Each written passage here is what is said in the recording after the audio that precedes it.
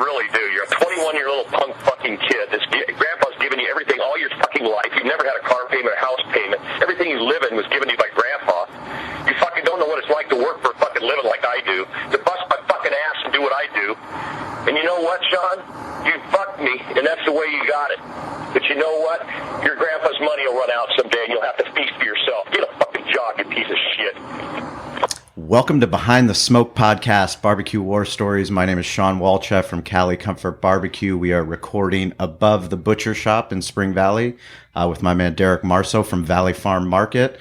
And it is 2018, and we are about to get after this year. Podcasting, talking business, talking marketing. It is the calm after the storm. The storm has left for a little while, and now it's time to put all the little puzzle pieces back together. That's right. It's pretty gnarly, though. I mean, these holidays, you don't really realize how much it takes out of you. But you got to be down with the sickness like the rest of us. You have to. Who didn't get wiped out by the sickness this season? You know what, Jack? I did not get it. I got it about 2 months ago. And I think I was the person that brought it to San Diego. The flu? Because, I mean, You're patient zero? dude, I had to have been because I haven't got it. My wife got it. My kids got it. I was good. I was golden through the whole thing. Could be that I'm working out again and, starting to feel better and my immunity's high, but who fucking knows? Mm-hmm. I know you got wiped out by it, Sean. I did, and I never get sick, which is fucked up. I always make fun of everybody for getting sick. Right. And it certainly, it hit me, and it hit me hard. But you got a new young one just like I do, and that's why you're getting sick. This is true. So this is Business and Marketing Podcast. We come out every Friday. We're really thankful for all the people that have tuned in, that have written us a review on iTunes. That means a lot to Derek and I. We talk about the entrepreneurial struggle. We talk about business being messy. That's why you have that voicemail at the beginning of the podcast. That was a former business partner of mine.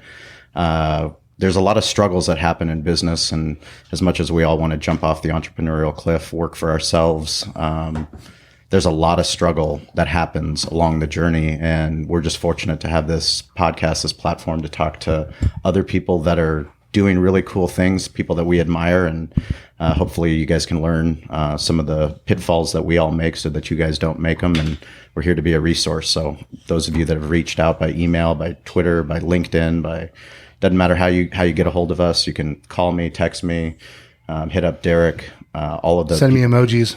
I love emojis. Big fan of emojis. But yeah, thank you guys for listening. And today is kind of special. Today is very, very, very special. But to kind of hit on what you were just talking about, I was talking to one of my customers this morning about my goals when I first came in here, and to where I thought the store would be in 2 years when I first started 10 years ago. And it's far further than, what we're at now, but it's just kind of embracing that process and understanding it and jumping off that cliff. And it doesn't come easy. And, everything we talk about, it's been cool to do all this alongside you, and excited to. But yes, today is very, very exciting for multiple reasons. But one of the coolest things about our relationship, Sean, is that you've introduced me to some of your childhood friends, and I don't want to hurt anybody's feelings, but my favorite so far has been this guy that's sitting with us right now, Jack Harris. Harris, welcome to the podcast, Blue Lagoon Coffee. Welcome, my friend. Well, thank you very much for that intro. Yeah, very kind of you. We have to be nice every once in a while. Every once in a while to me. Yeah. But this is probably going to be the toughest podcast to get through because I didn't do any prep work for it. I don't see any tissues out here. Like, why aren't there any tissues? Usually I go through like 5 pages of deposition, Oppo research, all this that I'm going to dig into, and I just know this motherfucker for so long. I know. It's awesome. And it's awesome. I mean, we've had, different poker nights together and, doing different things, and it's been great to get to know you, Jack. But let's talk a little bit about Blue Lagoon Coffee, man. I know you've kind of taken this jump to do a new venture on your, and talk us through what are you doing?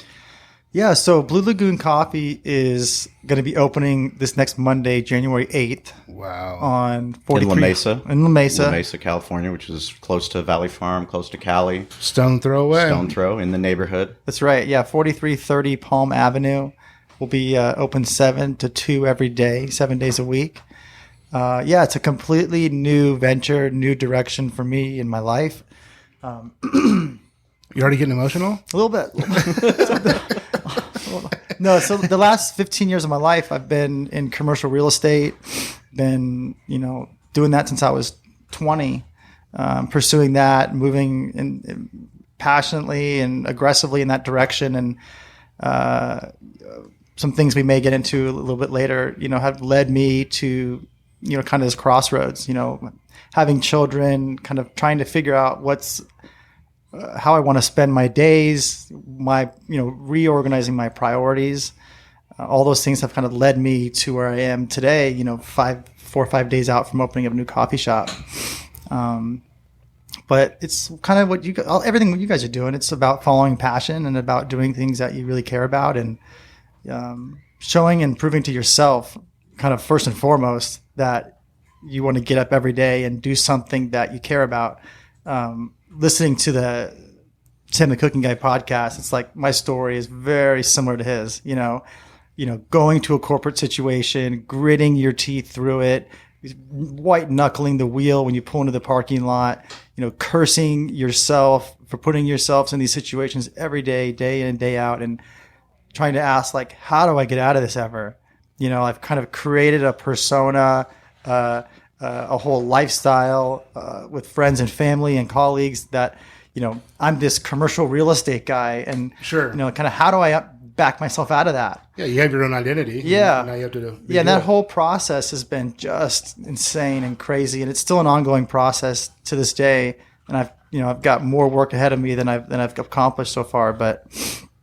It's been fun, but yeah, Blue Lagoon is I'm really excited about it. It's going to be a small takeaway espresso bar that will be only takeaway service. We'll be serving espresso, really interesting and fun drip coffee. I brought a little bit today. This is our house coffee. It's bomb.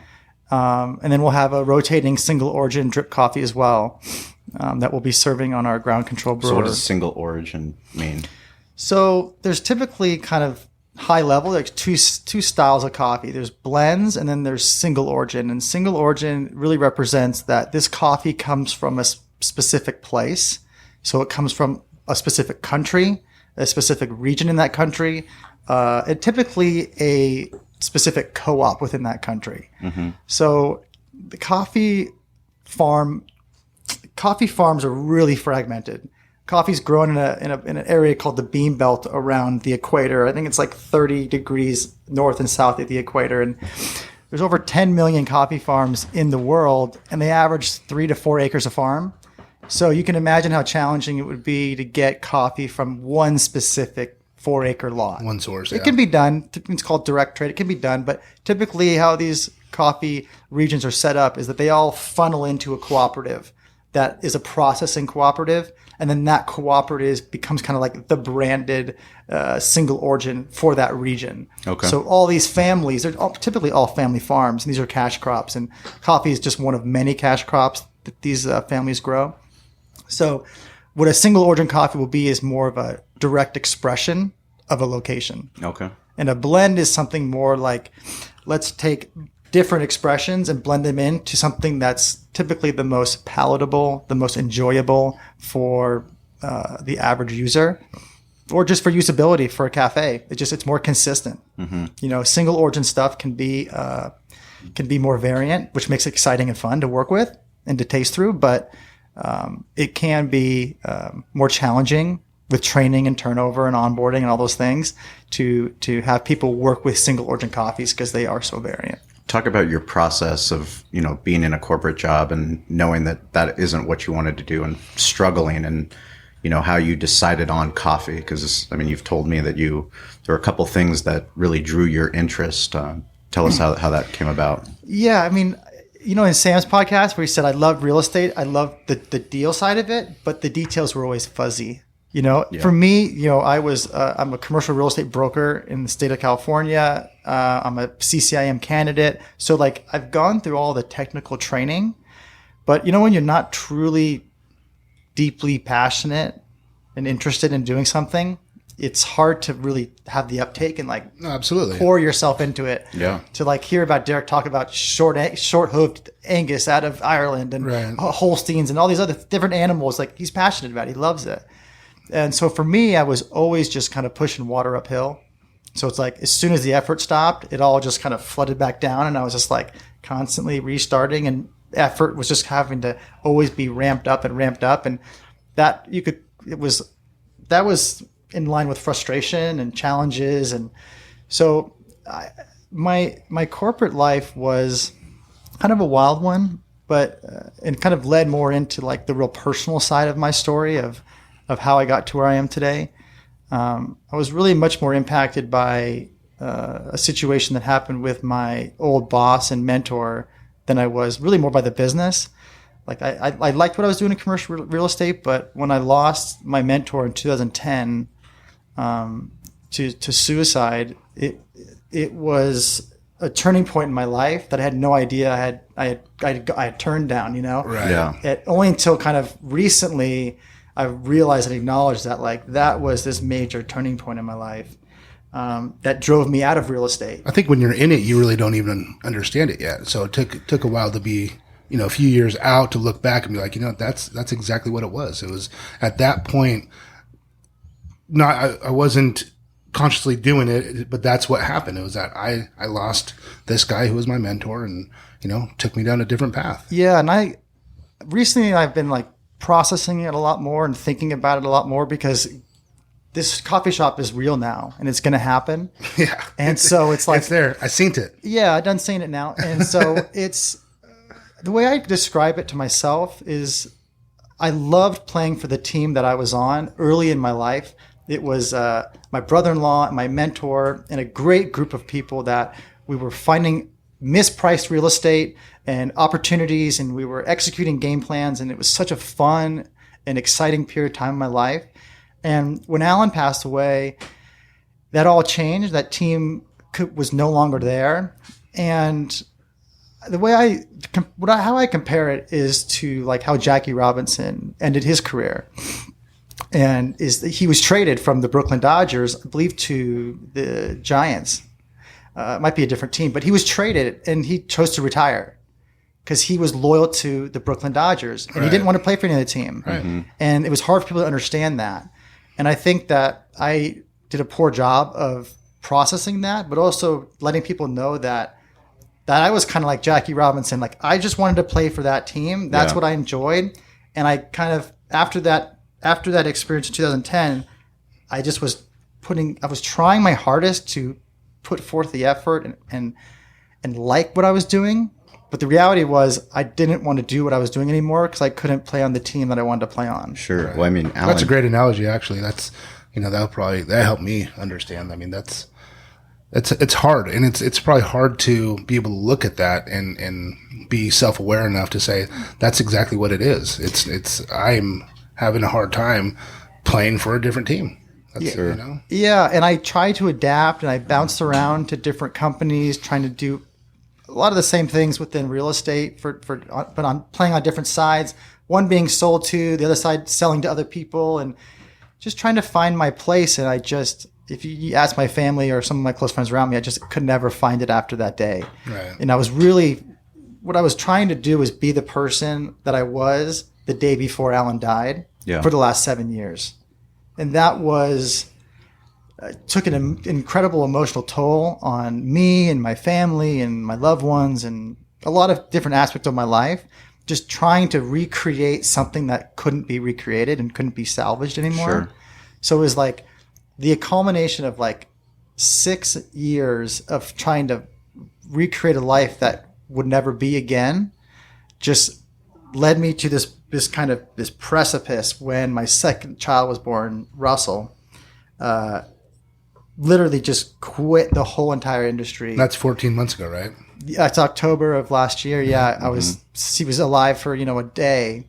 And I'm like 3 a.m. in that, crazy sleep deprived hospital room, trying to knock out some real estate reports. And I'm looking at my son and I'm looking at these reports and I'm thinking in my head, what do I want for his life? How do I want him to play out his life? And I'm thinking about my own life and how I'm just like, pretending and doing all these things that I don't want to do. And like literally right at that moment, I was just like, I'm out. And I just like wrote my partner at the time, and I was like, let's unwind this thing. Let's figure out a way out. I got to move on. And within weeks it was over. And then I was just at this, tu labor ras. I was just like this blank slate. I had no idea where I was going to go, what I was going to do. And so I just started kind of formulating ideas and thoughts about where can I take my life, and it's funny to look at because having kids will make you do that sometimes. I mean, probably a lot of times. And it's, thinking about what do you want for your child? And if you want certain things for him, you can't, if you're not being the example, I mean, it's not going to work. I just had it the other day. I had, I was drinking I don't drink Diet Coke very often, but I was having a soda, and my son said, he's like, Daddy, I want some. And I'm like, no, you can't have that. That's bad for you. I'm like, why the fuck am I drinking it? I know it's bad. I have to be the example. And going back to what you're saying, it's like, if you want him to follow his dreams and be the best he can be, you have to be the example and do it yourself. Totally. Well, it's like, you ask yourself some of those big questions in life, like what's the purpose of your life? Like, I'm not religious, so I don't have that as something that I pull from to find those answers from. But this process, what has taught me is the meaning at this moment of my life is that you have these successes that either pan out or they don't. But it's like the story of like the phoenix, it's like there's this death, and then you rise from it again, and then that can die, and then you can rise from it again. And it's just this pattern of trying to find yourself in success, and it either works or it doesn't, and that can fail. But having the ability to pick yourself back up and move on, like a story that I carry with me, and it's a crazy one. I won't get too detailed into it, but Whitney's Aunt Patty, she had her son passed away of cancer, I believe, at 36 years old. And this Jim was just this incredible young man. And I couldn't imagine how she processed that, and Patty and Tim, how they processed that, and his brother John. And it's like, that's a situation that is like an example of my situation at times and other situations of like, yeah, your life just got burned to the ground. What are you going to do? Are you going to pick yourself up and rebuild your life and like rise from the ashes of this situation? Or are you going to use this as a label that is who you are now for the rest of your life? I'm a victim of a tragedy, and I will now live my life through tragedy and through being a victim. And how I've seen, trust me, it hasn't been easy, but how I've seen Patty and Tim and John and Lolly and them respond and put together charities and carry on his image and how he lived his life and honoring him. It's like they have risen from those ashes and like risen from that unbelievable experience that none of us can even fathom having our own children. And she's happy. She has her downtime, but she's happy. She's funny. She's an amazing chef. She lives in St. John. And she is another inspiration for me of like, look, like your life can crumble and fall apart. But the whole meaning of life is being able to pick it back up and recreate something new, and just never stopping that. Right. When you stop it, that's when you give in. And then you're just in your apartment, the blinds are drawn, you're on the TV, you're kind of reclusive. And I've been through those emotions myself too, but that's kind of where I am, and trying to rise up out of those ashes and using other people's examples of success in that same way. And it's very important that you recognized in the hospital, with Russell, and you're looking at the reports and you're looking at your son, and, you guys both know this, I haven't shared it, but when you become a father, every single time you look at your children, whether it's a girl or a boy, you see a reflection of yourself and your wife. And exactly what Derek's talking about is, what do you want to teach your children? And, for me, I never knew my father. I never knew my father. And it was something that as Colleen started to grow up, my mother told me this story, that, he was an Olympic swimmer in Venezuela. They met, and at 6 months old, she moved back to San Diego so that my grandfather could raise me. And that was the only story I knew. I saw 2 pictures of him, and, my grandfather raised me. He was my father. And that's something that I've never been, I had a shitty life because I didn't know my dad. It was never like that. It was, I was blessed to have my grandfather raise me. But as Colleen got older, I was like, well, I want to know the answer. We live in a world where the internet, the answer is there. We didn't even have to look very hard. I asked my mom other questions to help us find it. And, I found out that he's living in Pueblo, Colorado, and, he doesn't want to have anything to do with me. And you'd think that I'd be upset with that, but I'm not.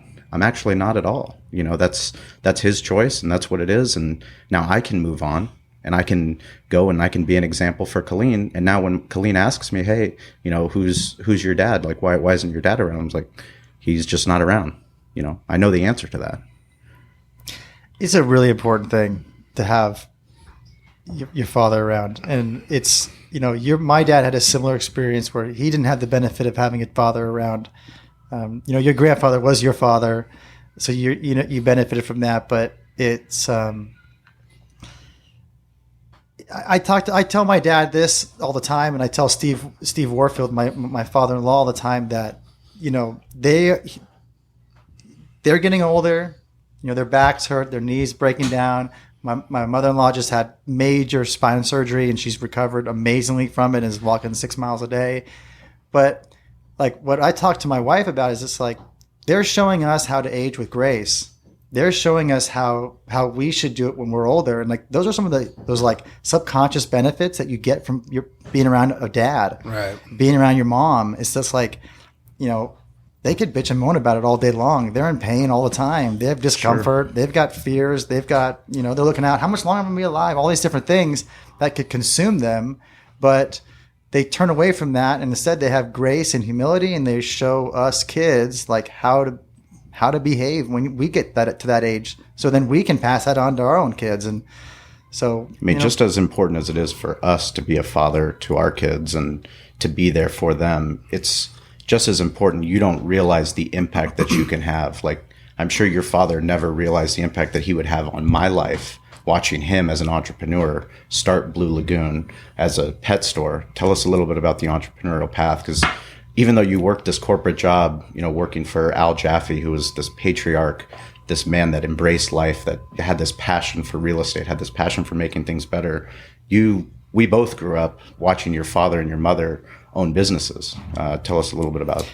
Yeah, so that's kind of the origin story of Blue Lagoon, the name at least. I was born here in La Mesa, Kaiser Hospital, and my dad had a store right here on Fletcher Parkway.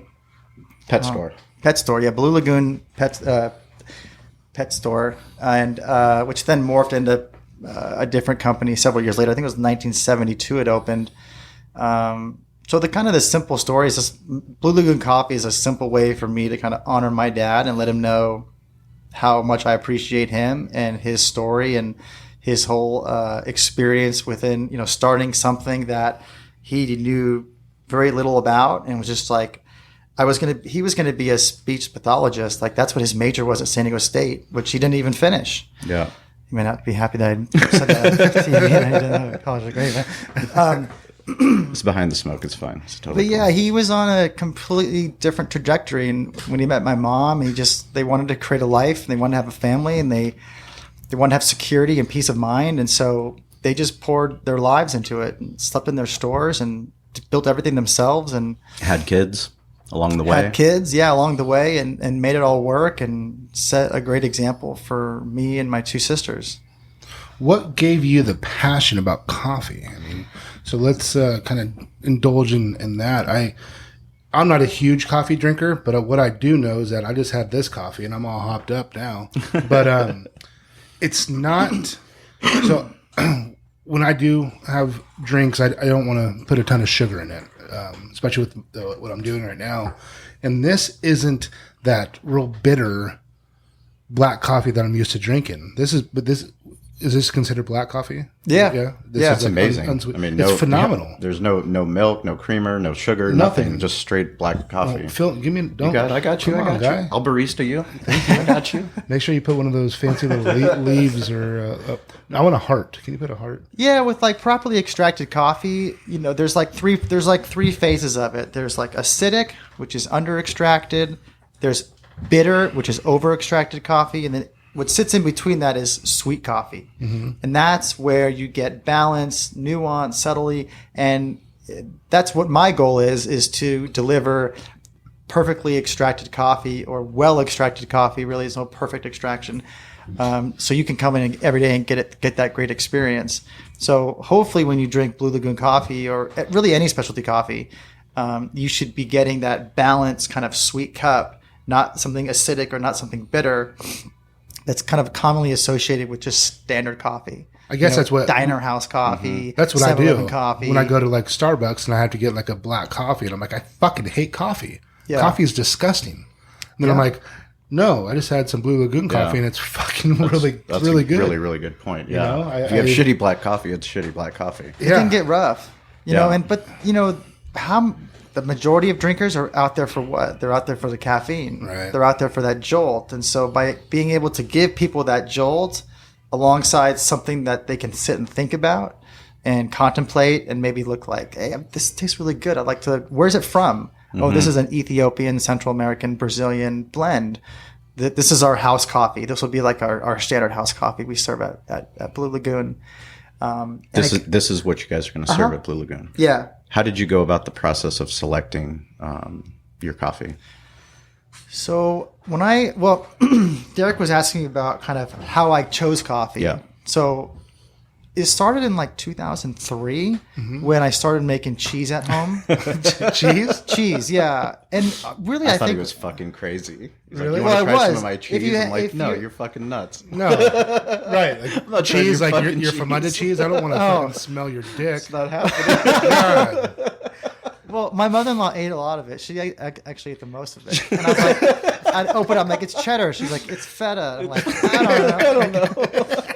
But I had this, for some reason, I've always been fascinated with like agricultural products and like studying topography and like regions. And so I started with cheese and making cheese and using raw milk versus, conventional milk and then organic milk and non-pasteurized. Just doing all that stuff. And then I was like, I seriously looked into like opening a creamery and being like, how can I look into this? Like, where are the cattle? I got to get close to the cattle facilities. And it was like, I'm looking at, Vermont and just crazy places. Logistical nightmare. So within a day or so, that was just eviscerated. Like that cheese is not a real option. Let's keep it a hobby. That rotated into whole grain home brewing with my brother-in-law. We were doing 15-gallon batches at the house, brewing all types of beers. That was really fun. The quality of the beer was a little weird. But it was also a way that, I got to connect with my future wife. One of our first couple of dates, we were in our bathroom scrubbing beer bottles, cleaning, sanitizing equipment, cleaning out carboys. She didn't run away? She didn't run away.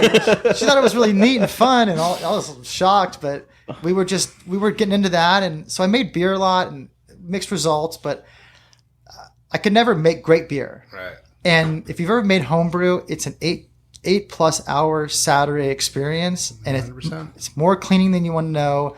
And I didn't have I had great equipment, but not the proper testing equipment to know where my temperatures were and different things like that. But I had too much haze in my beer, and which now is a good thing. Everyone loves a hazy IPA nowadays. Yeah, the unfiltered stuff. Right. But so then I went to beer, and then I really got more into wine from there, where my brother-in-law were planting grapes. We were growing grapes. We were buying grapes from vineyards out in Temecula, and we were making our own wine. And it was rough wine. It was table wine, but I was really getting into that. And taking classes up at UC Davis and viticulture and trying to sign up in classes there. And actually it was insane. And like applied for like vineyard management jobs in Santa Barbara and Santa Maria, and like was going to like just pick up my bags and go up there. Just go. Yeah. So we went through the wine thing. And then, when when my life personally was kind of in this stage of like just absolute struggle, I was always thinking about like, what's my exit? Like, how am I going to get out? And like, then what am I going to do? You know, how am I going to turn away a 4-year college degree, all these all this money and time I put in to get these, certifications. And so and having a young family, I started getting turned on to coffee and making coffee at home, pour over coffee. And it allowed me to kind of just like tune out and just like spend 5 minutes and focus on like grind, my pour over strategy and like tasting and thinking about flavors. And like, that was a nice escape for me. And then it like a bell went off where I was like, coffee's a morning thing. I can work the mornings, like, beer and wine. That's hopefully a night thing, but an afternoon to the night into the evening thing. We hope you're not losing that. And so it was, and for me, I was trying to be honest, and I was like, it's going to be degenerative for me. If I was to open up a beer shop and it's, look, home brewing in 2003 in San Diego. I mean, it wasn't like I wasn't on trend. Right. It wasn't like I wasn't early. No, for it wasn't sure. like if I poured myself. Got to get everything at Brew Mart, probably. Yep. That's where I was going. Was. Linda Vista Road, Brew Mart, just crushing everything they could give me. Going online. Whenever I travel for work, I try to find all the little brew shops and find all the little weird gear. Yeah. Really early days, but it was on trend, and I didn't know it. But at least I look back at that, and I gained confidence from that. Right. That's like, hey, at least I have some fingers on some pulse of what's going on. But yeah, it just came down to what was suitable for my lifestyle. And coffee, how I stumbled across it was, through podcasts, really. Scott Carey is a owner of a coffee shop in St. Louis called Sump Coffee. And his story was amazing, where he was a New York kind of hedge fund banker, and his brother had passed away in his mid-30s, and he moved back to St. Louis to be with his family, and his life was in shambles as well. So he started doing these cool online videos about his new coffee shop and how he kind of broke down coffee and used coffee as this way to kind of heal himself and then connect with the community. But then he ran out of videos and podcasts. And really? So I was like, I'm in. And the hooks were in. And I'm like, he's like, I think it's like 10 videos. And he ran out of content. So I went searching for more content. And that's when I found the Cat and Cloud guys. And so I started listening to all their podcasts. And it was really fun to listen to them because they're super transparent and open, just like this podcast. Mm-hmm. They're talking about all of the shit shows, all the things that go wrong, all the foibles that they can't get right, and all these things. So I just started listening to their podcast every day, and then re-listening to them, and my interest in coffee just started blossoming from there. And that's how I kind of knew from day one, like if I could ever make this happen, that those would be the guys I would first reach out to see if they would work with me. Mm-hmm. Because they were like the real seedlings of my coffee interest. That's awesome. And you found them just through podcast searching? Yeah. I mean, the internet is like blowing my mind. Like It's a great equalizer. I mean, it is like we lived in a world where we grew up, and there was a time when the librarians, we would go and they would teach us how to go through the card catalog to find a fucking book so that you could do research and then get a book that was, last updated 10 years ago.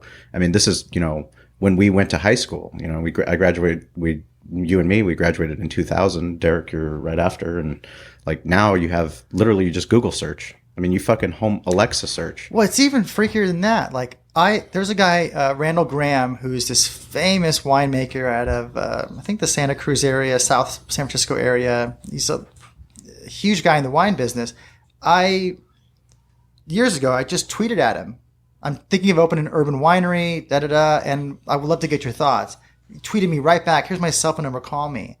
Wow. I totally panicked. Right? I was like, I never called him. And I'm like, I'm not calling this guy. He actually responded. Holy shit. He gave you a call to action. I just freaked out and was like, internet's just too weird. This is probably some bot, or I don't know what it was, but it was just too weird for me. And then I had the same experience with Cat and Cloud. That's awesome. I made comments on the YouTube page, and then Chris would write back, like, super stoked on your, checking us out, and that this is like resonating with you. And I was like, gosh, I'm like communicating with this guy. And like, what the fuck is happening here? Yeah. And then it just kind of blossomed from there. But yeah, the internet to me, I feel like these people aren't accessible. Yeah. I feel like these people that I view as like famous people or stars within their industry, they're too busy to think about people like us. Like, I think of your email that you sent me from Gary Vaynerchuk. Isn't that insane? And you're just like, what? Like, how is this guy responding to you? I think a lot of times we need to get back to understanding that people are still people. Yeah. And I think sometimes you get this vision that they're more than that, and that you put them up on some type of pedestal or whoever it is. At the end of the day, they're still people. And, when I was playing football or whatever, I would never not sign an autograph. I would never turn anything away, because we're just people trying to get through life the best we can. And everyone's the same. You can't, when you start to think like, oh, I can't email that guy, or I can't, fucking email. Yeah. Or they're too busy. Like, yeah. Or no one's too busy. I mean, the fact, I shared that email from Gary Vaynerchuk, and it's like, somebody that's out there doing his thing, running his podcast, building his, his VaynerMedia, all the things that he's doing. He writes a book that was published, 6 years ago. And in his book is a call to action to, let us know about, if you have a Facebook story, let me know. I sent him an email and he fucking responded back. It's like that's hand-to-hand combat, right? Doesn't he call that hand-to-hand combat? Pretty much, yeah. It's a jab. I mean, I'm listening to a Tim Ferriss podcast, and he's interviewing Ariana Huffington, who's Huffington Post, and she's like talking about how to get a hold of her. And Tim's like, don't give out your email, otherwise, you're gonna, all the people that listen, these 200 million people that have downloaded my podcast, they're gonna flood your inbox. She gives out her email. I sent her an email. She's like, I love the story, publish it on this. I was like, how the fuck is Ariana Huffington responding to my email? Well, if you don't do it, you don't know. Right. Like if you don't make that call to action, you have no idea where that door is going to lead. Totally. If I didn't send a tweet to Jim Trotter, we wouldn't be as close of friends as we are. After I tweeted him, we become friends. Now I asked him for help for a San Diego Love Letter Challenge to try and keep our Chargers in San Diego. And he was instrumental in helping me in that. But you have no fucking clue. Like, why would Jim Trotter have time for, some barbecue restaurant owner? You don't know unless you try. Yeah. What's the worst that, right? Yeah. What's the worst Taking that happens? That first step and actually doing it and getting over the anxiety or fear of what might happen and what might happen. Yeah. Well, we can always get caught up in those, and if you let that dictate what you're going to do, it's never going to work. You can't get caught up in the what ifs. If you're passionate about this, and you know your work ethic and what you can do, you just got to fucking do it. You just got to go and do it and believe in your product. And when we were talking the other day, if you start with a good product and then you sprinkle a little bit of good marketing on that, that's a recipe that's going to fucking work. If you start with a great product and you believe in it, just sprinkle a little bit and you're going to start taking off. No doubt. And, you have your one location right now starting up here soon. I mean, I don't know. I think this is going to be a fucking hit, man. This is great stuff. I mean, the things that we're sprinkling on it is we're spreading knowledge on the internet for free. And you have no fucking clue what kind of impact that you can make. I mean, Cat and Cloud, they're out of Santa Cruz, and they've inspired you to jump off the entrepreneurial cliff to start your own coffee business. Totally. It's fucking rad. I mean, these guys are catalysts. These guys are pushers. What they're doing is providing a guidepost, an example for others who share common beliefs. They're like, we're not for everybody, but here's our belief system. Here's our value structure. Here's our mission statement. And then what they do is they show you how they live it. Yeah. Like one example I have, which I credit Alex Mars, their director of wholesale for, is when I started this process, I was really inundated with coffee. I know what I like in coffee. I know what I'd like to do in coffee, but there's two other aspects of it. One is customer service, and the other aspect is environment and atmosphere. Sure. Those are the three legs for specialty coffee for me: atmosphere, customer service, and coffee. And they all should be treated equally. So I felt confident with the coffee because I was hooking up with people who I really respected and loved their coffee and had drinking through everything that they provided. But what was amazing is this situation I had with Alex where I was first reaching out to him to talk about wholesale, and I'm just, knees are knocking. I'm super nervous. I'm just like, God, they're They don't want to dilute their brand with someone like me. Who am I? They're going to see right through me. Yeah. They're going to know I'm a fake, that I don't know shit. Absolutely. And so I called Alex, and he called me back, and just the inflection in his voice was so positive, and he was so authentic about delivering a customer service experience for me, regardless if we were going to work together or not. And I remember that first conversation I had with him, and I was like, this is going to be the spark for how I'm going to have customer service. Is like, I'm going to live it, and I'm going to breathe it, and I'm going to let this conversation, this feeling I got from him, like, be kind of the starting point for how I'm going to start building my customer service delivery model. Isn't it crazy when you have that experience? I mean, Derek and I, we talk about it in the barbecue world. You know, people, they get so built up, you know, like people from Mike Mills from 17th Street Barbecue, Gene Goycochea. It's like you build these people up so much that you're terrified. You know, I'm terrified to go ask Gene for questions when he's the type of person that he just lives it.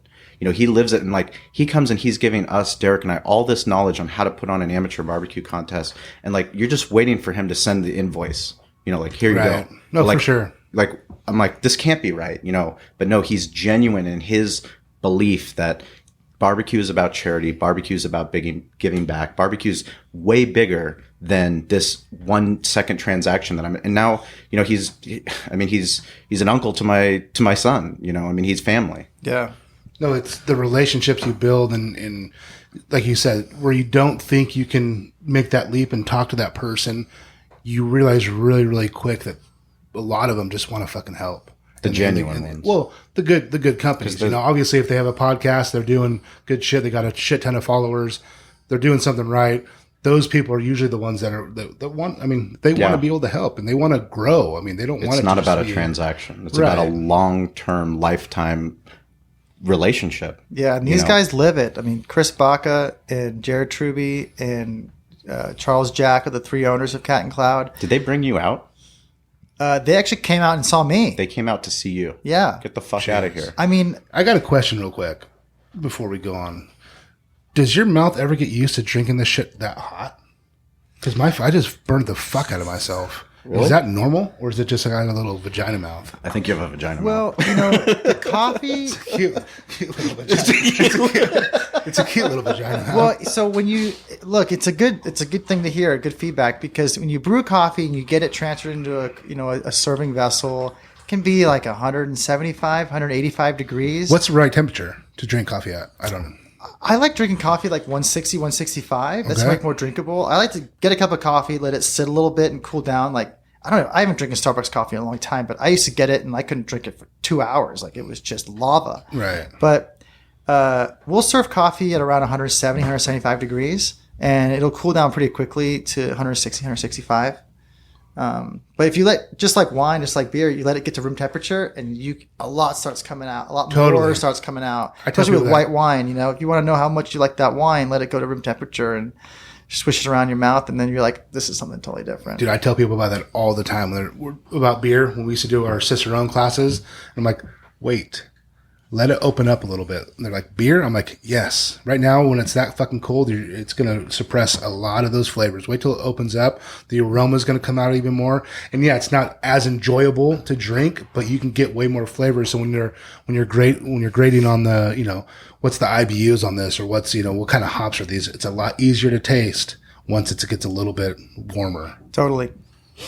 So talk a little bit about, you know, the business plan itself and what had to go into site selection. And I mean, now, because, you know, a lot of people, they think about it, you know, they think about sitting in the car and being like, I don't want to fucking go to this job. I want to do it myself. But like, that took a long time for you to get to where you are, where you're, you know, going to be opening on January 8th and actually transacting. Can't believe it's fucking here. I know, it's finally fucking here. Dude. Yeah. Yeah. So the business process for me, and this is my experience, but like what I've listened to your podcast, like what this is like, this emotional equalizer is really how I view this podcast. It's like, whoever you have on is telling a story that everyone can relate to. It's kind of like, hey, you're not alone. Like, we're all feeling these same feelings of, like, the first thing I dealt with, the very first thing was this imposter syndrome, where I was I'm this imposter. I'm a desk jockey in a corporate office, and now I'm coming into this business, and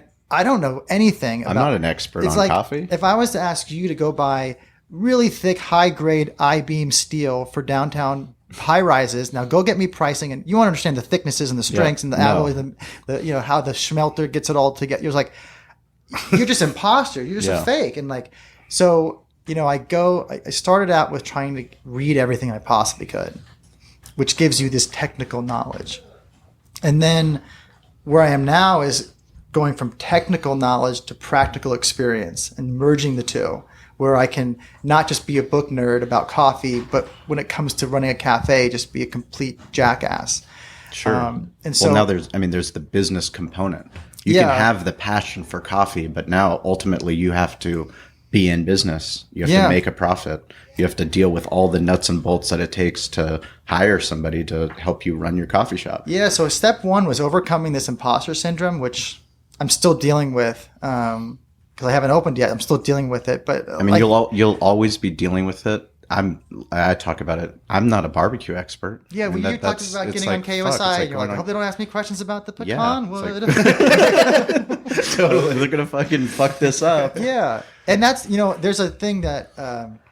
Gosh, I wish I could credit exactly who gave it. It might have been a Cat and Cloud podcast, but it was that if you really are passionate about something, then you really want to drive towards being a master. And to be a master, you have to be willing to be a fool, because no one's born a master. Right. So if you're not willing to be a fool, you'll never be a master. Taking those first steps. So go in, like that's me in my coffee shop. I'm a little bit of I Love Lucy back there at times, and it's okay. Like, I'm willing to look foolish, look silly, ask dumb questions, fuck up my brew ratios, make my grind, like figure out my grinder, not, with my employees, that I'm hiring, being like, I need you to help me figure out this equipment. Sure. I've only read the manual 4 times. I don't know how it works in real bar flow. Right. So I'm really embracing that fool role of like, I'm a fool and that's okay. Like, because I will grow out of this stage into another stage, which on my path to being a master. Hopefully. That humility is going to help you grow so much. I mean, honestly, that humility that you're talking about right there is going to help you grow more than you even understand right now. I mean, you can think like, oh, I'm going to look like a fool. It's not even about that. You're allowing yourself to learn and not trying to be this fucking know-it-all. Yeah. Right? And saying that I know everything. And you're saying, okay, I'm going to take all this in. Right now, you teach me, help me understand, I had to do the same shit when it was the transition with groceries, when I was doing the meat department the whole time. And I'm like, dude, now I have to go into these perishable groceries and I don't fucking know. But I think I should know. I should have already known probably, but I don't fucking know. So I'm talking to the managers that I employ him. I pay his fucking checks. And I'm like, hey, let's go upstairs. Teach me. Because I don't get what's going on. Like, we got this, and why are we switching this out, and what this came on ad, and all these different things that I didn't really understand. It's like, now you better fucking understand it, but you have to be humble about it and know that you don't know everything. And guess what? It's okay. Yeah. Because it's a starting point, and it's where you have to grow. I mean, sidebar is I work with a consultant, Lee Safar from Elixir Specialty Coffee, and we kind of work on this these a little bit of a value structure. And you work on the why. Yeah, we work on the why. Which it has to be the core of your business, right? I mean, you guys, like, you hired, this is who you hired to help you with your HR stuff, right? No, she helped me more kind of formulate my value structure about, like, what do I want in my business? And, like, the first thing I wanted with my business, which is what all business owners want, is peace of mind. They want to create value. They want to create opportunity for others. I lost my train of thought on what there was something about Lee that I wanted to bring up, but I'll come back around to it in a minute. But now, talk about your employees. Now, you're going to start out with how many? 1, 2? I know, because you're going to be an employee, right? I'm working full time. Fuck yeah, you are. I mean, I got it. I minimum got in. wage. How much you paying yourself? Minimum wage. Fuck yeah. Yeah, I mean, I'm working full time. A little bit less than what you're making doing commercial real estate, right? A little bit less. A little bit less. Yes. But yeah, I'll be working full time. I just hired a manager, Naya Rodriguez. She is like a local legend. She used to manage the Sorrento Valley Copa Vida. She's universally respected. She's an unbelievably hard worker. She's just oozing with passion. Where'd you find her? Through Lee. Okay. Lee, when I met with Lee, she was running some seminars for baristas only and coffee people only, kind of like a Map It Forward class is what it's called, about if you're a barista working minimum wage, you got to figure out a way for you to make this a career, or you got to figure out a way to do something else, because you can't be working a minimum wage job for 5 years and expect to do anything with it. Mm-hmm. So she runs these seminars, Map It Forward, with just some amazing people, Scott Rayo and some other people as well. But I signed up for one of her classes, and the day before the class, I was like just reaching out, trying to connect, and she was like, "Are you an owner?" Because she's Australian. And I was like, "Yeah, I own a shop. I want to come in, kind of steal a bunch of information." And she was like, "Yeah, you're uninvited. You're not allowed to come here. Like, this is for the benefit of like employees only." And so our relationship started off kind of goofy, but I just reached back out to her, and I was like, "I'd love to get together and chat and let you know what I'm doing, and kind of let you know who I am and what I'm all about." And she has set me down this amazing path of meeting all these different individuals within coffee, and stripping away that intimidation and making me feel less worried about being an imposter. Is that the coffee community is, by and large, I mean, there's weird pockets of coffee about like, snobbery and things like that. But by and large, the coffee community is unbelievably open. They're willing to share anything. They're super transparent. And I'm super thankful for that. I mean, she has been my biggest asset. I mean, that's good for you for getting rejected and then going back, because just because she's not inviting you to the class doesn't mean that she doesn't have a wealth of knowledge. Yeah. And you reach back out to her and just ask for a conversation to continue your education. And yeah. And that's what that's what it was. It's empowering. It's really empowering. But what she taught me, which is what I forgot a second ago, which was being vulnerable, is that I never felt like I could be vulnerable because I'm owner. Right. And I'm the check writer or whatever. Because that's how I felt when I was in my commercial real estate career. It's there's a hierarchy. And when you're up in the hierarchy, you can't be vulnerable. And we've had many conversations about being vulnerable, and that the best way you're going to connect with your employees is showing them that you can be vulnerable. Like you said, like, hey, I don't know how to do this produce section. Right. I need to talk to whoever I need to talk to learn about how to do it better. Totally. And so in every interview and it's hard. Yeah. It's hard because it attacks your ego. Sure. Mm-hmm. That's why it's hard. So like she helped me look at ego and look at hierarchy structures and figuring out like, are you some alpha male and you some alpha chimp and you want to go and like, and it's like we're very susceptible to dominance hierarchies, and we feel threatened if we aren't moving up one or don't feel like we're at the top of one. Right. And so she, in every interview I've had with any employee or interviewee, I've exposed some type of vulnerability that I've had about either fear of failure, this imposter syndrome I've talked about, or, what are we going to do and all this. And like, I think people have been kind of surprised that like I'm being open and vulnerable. It's a breath of fresh air. Like literally they come into an interview and they're like, why? I don't understand what's going on. I'm going to get grilled. Like, right. I'm expecting to answer all these standard questions that come from a fucking script. And all of a sudden this person's like, they're sharing with me who they are and what they have, their hopes, their dreams, and their vulnerabilities. And all of a sudden you're like, it's a different playing field. Totally And it's different playing field. You know what? It's helped me. It's helped me not have to carry this persona of like boss. Like right. I tell people in interviews, the only thing I did was organize the equipment and the lease and putting all the Lego pieces together. Mm-hmm. That doesn't give me, or I don't take that as a license to treat you differently or have some superior knowledge. Like I want to have more of a flat structure, not this kind of cone structure where I'm on top and you're below me, just because I organize a lease and some equipment. Like, sure. That's all I did. Like, I need you to be aligned with me. So we have at Blue Lagoon Coffee, we have a priority to have profit sharing from day one. Awesome. So we have a 10% profit sharing with our core employee, our current manager. It's a model that I took from Cat and Cloud. Awesome. That just creates alignment. Mm-hmm. Which a little bit ahead of myself. When you first asked me about this whole business process. Well, and you're talking about profit right away too. That's profit sharing on profit that's not necessarily there yet.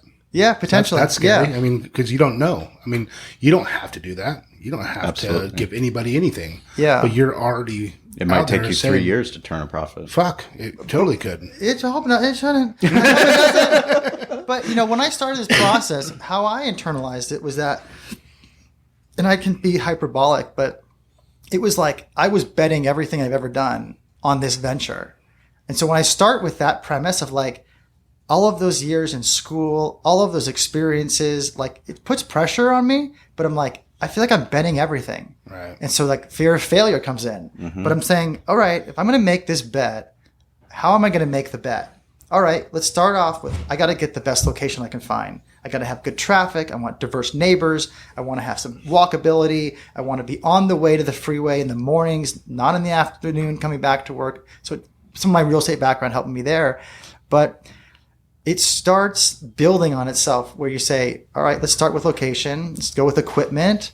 And, it's like, if I fail, I want to fail knowing that I gave my best effort, which can tend to make you overspend on equipment and overspend on build out, which I definitely have done some of that.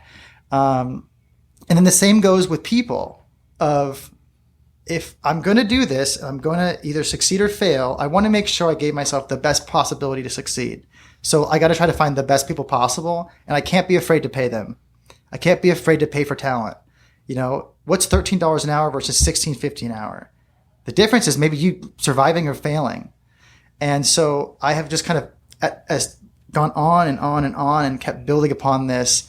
If I'm going to make this bet and how, I don't want to leave anything short, and which has kind of led me to try to hire the best people possible, have the best equipment possible, the best consultants I can have, so I can put myself in a position to succeed, hopefully. Sure. Well, you succeed or not succeed. I mean, you're putting yourself out there ultimately, and that's, the toughest part about the entrepreneurial path is we make micro decisions all day long. We make all these decisions that are going to affect our business and our ability to stay in business. And ultimately you have to do the best you can with the resources that you have. Right. Like now you're at a point where you're getting ready to open up your shop. You've worked your ass off to get past the health inspection to move your toilet 3 inches over because it wasn't in the right fucking spot. Going right now. Is MC Hammer Dance. So actually, this is a perfect video. So on your Instagram, your Blue Lagoon Coffee Instagram, there's a picture of you, MC Hammer pantsing your A. Yeah, and this was let's talk about our sit down that we talked about. Because a lot of people, if they're a barbecue team or if they're a catering company, like they're brand, why, how are you going to market yourself? What are you going to market? I mean, these things are things that we have to think about every single day. How are you going to run your website? What social media is going to be important for you? Talk about a little bit about our conversation that we had. Yeah, I mean, I'm a pup in this marketing, this kind of self-marketing, business marketing game, and I'm learning a ton from you guys, from the podcast, but just having one-on-one conversations with you, Sean. It's tough. It's tough. And by no means am I an expert, and by no means is there anyone an expert. I mean, everything changes so quickly. It's just so important that we're a content and context world. And like the people that we're connecting to are the people that are just sharing their journey. It's not overproduced. It's not, Cat and Cloud, they drew you in because they're just like, dude, fuck, we're trying to make content, and some of it's shitty and some of it's great. And, these are our goals, and ultimately this is what it is, Yeah. I would say one of the things that I was, when I started my build out, what my goal was is to document my build out and let people work through the build out with me. And then in the future, once I was up and operating and people had questions, how'd you get this thing started? Mm-hmm. I could point them back to my Instagram and be like, you can watch it from, soup to nuts, all the way from the beginning, all the way to the end. And what happened with me, which is a very common, which happened to a guy, James Hoffman, who's a coffee critic and producer out of Europe, is he was like, my business and my life got in the way of me being able to capture the content. Where I start my day and I would do a little clip of me going to the shop, and I start talking with vendors and contractors, and I couldn't capture those moments. And so at the end of the day, I captured some other shots, but then I'd go home and try to filter the content into a coherent narrative.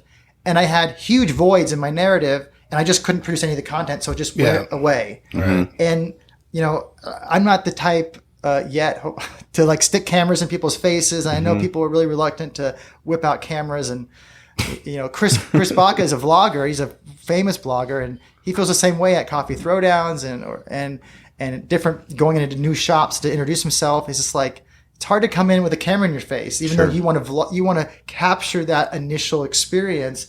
And I just ran into a ton of that where it was just so all this partial capturing of what I was doing.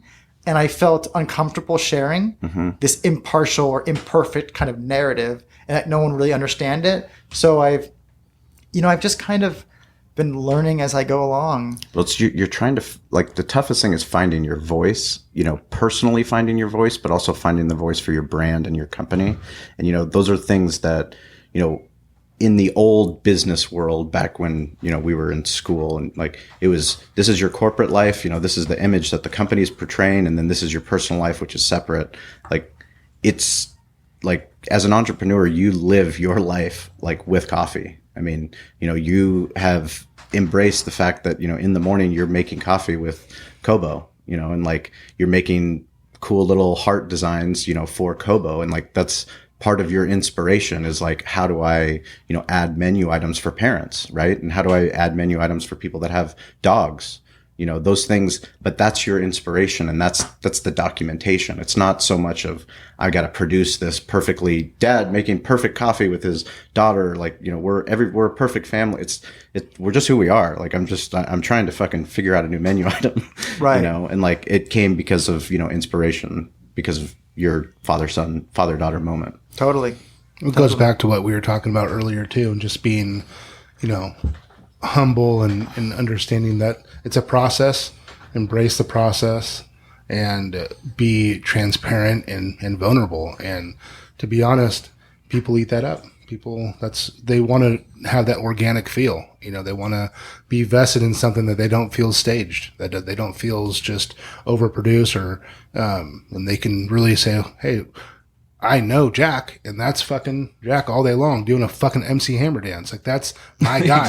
That's exactly right. When I see that video, it's that's my fucking Jack. That's my guy. I know him. That's who he is. Yeah, you guys can probably relate to this, but that was one of those rare moments as a business owner where you can revel a little bit in a milestone, because I don't know what it's like for everybody, but for me is that I get very limited pleasure from accomplishment, and I just go put myself through hell for the things I don't accomplish. Right. It's okay, I got to win. That's fine. But it's just when I don't accomplish something that I set out to do, it's really it can be tough to overcome. And so it's like opening a cafe. I don't have nearly the excitement or oh, I did it that I thought I would when I first started this. It's more of just let's just get it right. Let's get our heads down. Let's get our bar flow down. Let's get our customer service delivery model down. Let's get working with our vendors down. I'm more focused on that stuff right now, and I have very little time for the excitement, really. But the most important thing is to celebrate those memorable moments that happen in business along the way, because it's never going to be finished. Yeah, you've ran a marathon to get your coffee shop open. You had to move a fucking toilet 3 inches. This building was constructed. That was just yesterday. literally couldn't get your health code because this toilet was 3 inches too far to one side for ADA requirements. You're working through all those struggles when you're planning on opening, but you can't open. No. You can't open because you're waiting on the health department. So it's celebrating those little victories and doing it in a social way where you're socially sharing and celebrating the struggles. I mean, it's fuck, dude. I've spent all this money on architects. I've spent all this money on contractors. People have told me this. I've been, promised this. This didn't happen. And fuck, I'm sorry, but we're not going to be open for, coffee today. I know we wanted to. I know we wanted to open in 2017, but we're going to be open in that happens all over the world. Totally. Happens all over the world. And being willing to share that actually brings people in. And be willing, coming out of my experience, is be so willing to embrace the unknown. Going through so many things, I started out with a 5-week permit process that would turn into 14 and a half weeks. And when I started this whole thing, I remember I said, Jack, you'll ruin this thing if you get upset about anything. If you get emotional and upset and you try to bring the boomstick on somebody, you're gonna spoil this process. So I just literally smiled through almost every setback. I had a crew on site. I brought them in food because I was thinking, don't go off site for an hour. Like, I'll go get pizzas, we'll bring it back, or I'll go get burritos and bring it back. I did that one week and they all got food poisoning and they were out of work for 7 days. And it was like, how do you plan for that how do you plan for that as a business owner? You can't. Shit. Or, the toilet situation, or, your vendor's just getting too backed up and they're like, I just can't be on site for another 10 days. It's like, well, I thought you'd be here every day. I'm your only guy, right? But instead of getting frustrated with it, it's like, you got to start out with kind of a little bit of a mantra of just like, I got to smile through all this and just keep working at it and not letting it slow me down and discourage me and thinking that, well, this will never happen. It's like, I couldn't predict any of these things that happen, and I just kept pushing and pushing and pushing. I mean, my building's only 15 months old that I'm in, and I had to do significant renovations to it, which it just passed permit inspection 15 months ago. Yeah. Mm-hmm. And I could have easily gotten upset because of the money, because of the time, because of the delays. I'm hiring people, and I'm saying we're going to start work in 2 weeks, and that got pushed back 6 weeks. Well, they left their job, and they're looking to start making income, and how does that affect them? So instead of getting frustrated and upset and how unfair it is, it's just smile through it, laugh through it. I mean, use it as a tool. I mean, the voicemail that we start the podcast with, I mean, it's literally a tool. Had I just sat there and been like, oh God, how he was so mean to me, and like, how could I ever be in business? Like, you just move on. You fucking put your pants on, you move on. You move on, you figure out a way to do what you want to do and make it happen. And at the end of the day, like, that's what we got. Yeah. There's always going to be variables that you cannot control. And to think that you can all the time is silly. So what you're saying is, I mean, it hits home with me because a lot of times I get mad over things that I can't control because I try to, do everything perfect or whatever. And it's like, dude, you can't control that. Let it go. It is what it is. And it's not about what happened. It's about how the fuck you react to it. And that's been my biggest thing that I've learned in the last 5 years, probably. It's like, dude, I can't fucking control everything and do everything perfect. Laugh about it, whatever it is that helps you, and get over it and fucking move on to the next thing. Because when your employees see that, your vendors see it, the people, your insurance agents see it, the bankers you work with see it. Yeah. I remember there was, trust me, this was super frustrating to deal with at times, but my brother-in-law, John, he had this thing where he had like a policy that he wouldn't react to anything negative the day it happened. And like, for me, it's like, hey, fire on, aisle 5. Like, let's react.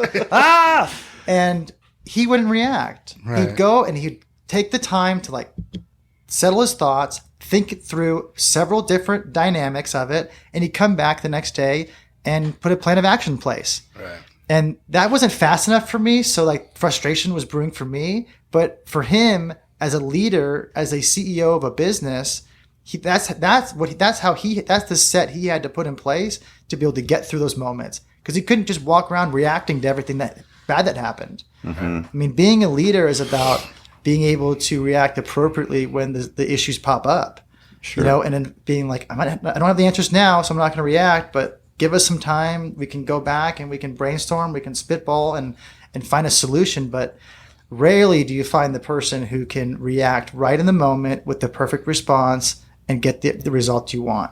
Yeah. Yeah. That's very true. That's a big thing, is not overreacting. We can say it as just much. Try not reacting. Yeah. Yeah. And that's going to be your best defense. Yeah. I have a lot of times when people will tell me things that I'm like, yeah, okay. And I don't really give them the reaction they wanted, or, sometimes an employee, you'll run into this at some point, will try to bait you on something. And, if you just don't give them that reaction, and they're like, oh man, I had this whole scenario drawn up because you were supposed to say this, and then I was going to come back with this, and then it was going to be like this big thing. And it's like, no, see ya. I mean, it's fine. see you later. They're like, oh man, I thought this can go a whole different way. Like, yeah. Nope, not getting it out of me, buddy. Yeah, we have a thing we're trying to do which is identifying invitations, and I'm trying to work it into our onboarding, which is typically more with customers. Of like, customer comes in undercaffeinated, hasn't any food, and it's like they're going to offer you all these invitations to get into an argument, to be disgruntled, and it's like it's a skill to start honing about like identifying invitations to get sideways and to get nasty and to get off message. And the more you can talk to your team, the more you can talk to yourself, and the more you can read and hear about other people's experiences of how I dealt with a disgruntled person, how I dealt with a vendor that was always late or not billing me properly or whatever it is, and identify the invitations and then don't accept them. You know, handle them on your own terms. Don't take the invitation from the disgruntled customer who comes in with his hair on fire. Yeah. Like, why should that knock you off where you are? I actually just saw that last night. I went and picked up my wife's prescription at Target. And I mean, the line for the prescriptions was just outrageous. The poor pharmacist behind there was just getting eaten up, like bad. There was only her and two other people there. Some prescriptions weren't filled yet. Some were sent to other locations. And the way she handled it, when I came up, I just told her, I'm like, I want to tell you, you're doing an amazing job, because the way you handle those people, I was like, as a business owner, that is awesome. And she's like, oh my gosh, thank you so much. She's like, it's been really hard. It's flu season. I'm like, I get it. But the way you handled those people, and you didn't overreact, and you didn't, allow them to dictate who you were, and your response was awesome. And she's like, oh my God, I'm just so thankful you saw that. And it's true. You cannot let someone else dictate how you run your day. But isn't it amazing that you took the time to tell her that, and how much it changed? Like you didn't do it selfishly, but like the fact that she recognized that you did that. I mean, there's so many moments of opportunity throughout everybody's day where you see somebody that's doing something above and beyond. And if you take the time to just tell them, hey, you're doing a really fucking great job. And like, it'll change everything. And it could have just been one more person that did that to her, and she's like, fuck you, I'm out. Like, exactly. I'm done, you know what I mean? Totally. But it might have just gave her another hour or two to deal with this rush of bullshit. People, like you're saying, the people that are undercaffeinated, she's dealing with sick people that are fucking coming in, want their medicine. They want to, can't even breathe. Or even in your shop, you may be working with people who are shopping hungry. Yeah. And they're pissed. Yeah. And their sugar levels are low. And guess what? They're volatile. Yeah. But. So talk about, what are you going to do? Like, you have 5 million things on your plate to do. What do you need? What are you focusing on for marketing your business, digitally marketing your business? It's early, because this happened. I mean, there's 5 million things you have to do, and you just have to hone it down, right? And you got to find out what's that core and what's going to be important. So what are you going to work on? My Instagram I enjoy Instagram the most. It's the most user friendly for me. I'm not, Facebook and Twitter are areas I got to get stronger in, got to get more active in. But I think my initial strategy is just to get more local and start creating rings around my shop and being like, I got to introduce myself, because next to me is a church, Collier's Park, office complex, condos, liquor store, craft kitchen, a Denny's, Palm Springs Apartments. I'm in a mixed use building. It's a very diverse mix. So my first goals are to introduce myself to that community, get into the residential, and just work out from there, go to more events, talk to Mary England at the Chamber of Commerce more, get more involved with her. She's a hoot, huh? Oh, yeah. If you like hot pistols, I love Mary England. But so that's more of a, there's a physical strategy, there's a digital strategy, and I think I'm initially focused on the physical strategy more, but I've got to do more reading and getting just where's my happy place with digital marketing. Because I've gone too far where I'm like, I tried posting every day, which I think is super critical. This was like early days when I started Blue Lagoon, and it became something that I didn't enjoy. That's because I was trying to create, I wasn't documenting. I was probably doing a little bit of both, but it's really early days with me on that. And I'm not ashamed to say I'm green in it, and I need work and help on it. Sure. But, working with you and getting some recommendations on some readings and things like that. Sure. Have been helpful. Well, absolutely. I mean, just basic stuff. And the response has been crazy. Like when I post stuff and you get 15 comments and you're going back and forth from somebody, and all of a sudden you're talking about, how your kids and all this stuff. It's a connection. And I think that's what you're always hitting on, is that the social media is an opportunity to connect. Sure. And when you connect, you create relationships, and then you can create loyalty, and then you create long-lasting relationships. And so that's where I want to focus on, is just connecting via social media with more and more people, not being worried about the imagery that I'm creating and like, what does that imagery represent of Blue Lagoon Coffee. I think that's the toughest thing. And, there's a book I just finished, actually just brought it with me, Top of Mind by John Hall. Everything we talk about is in the show notes, but I highly recommend it for everybody listening to this podcast. It talks about content marketing. It talks about literally how you become top of mind. And there's so many opportunities to become top of mind to whoever we have this sphere of influence when we go out and we go to the Gulls game, and we're down at the Gulls game, and I bring my wife, I bring my son, but we see somebody that is from Cal Coast Credit Union, or we see somebody from Fox 5. It's like those are opportunities for us to interact and to find out what's going on in their life. But we're there at a shared experience. We're there at a Gulls game. I mean, those are things but you have to physically put yourself out there. And then the documenting and the social aspect, that's all gasoline on top, kind of like what Grayson said. It's like you have to be willing to put yourself out there to go and do those difficult things, to make those real world interactions, because you can't just document bullshit. No, you actually have to go and do it. Totally. You have to live it and do it and breathe it and just be completely vested in it. I'm really excited to see how this goes, man. That's awesome. Well, that was like my experience at the Barbecue Fest this year. Like putting myself out there, crazy, and seeing huh? like how I can make a connection. I remember just being so nervous and having no idea what to expect, and like so nervous to the point where I was like, well, I can't charge for coffee. Like, what if they say no? Yeah. And they don't want it or whatever. And I had an amazing experience at the Barbecue Fest, the Spring Valley Barbecue Fest. And I remember driving home, and like it's draining. You put yourself out. I mean, you put yourself out there. No, I drove home. I drove home by myself. My wife had helped me. She had to go help with the kids. And like, there were like tears in my eyes because I was so nervous to start the day off. And I felt as if it was going to go so bad. And the reviews of the coffee, or, whatever, how I was going to prepare it was going to go so bad. And I drove home and I was like, that went so well. I had more positive interactions with people. I sold 250 drinks sold. I gave away 250 drinks. Everyone was so kind. People came back. I had 12 job applications that were dropped off to me. And I was like, I was shocked at how people reacted to me and how much pleasure and enjoyment I got out of sharing with the community and getting that feedback and like exposing myself and being vulnerable, and then having it reciprocated like 10 times back. Yeah. And I remember like, this is why I did this.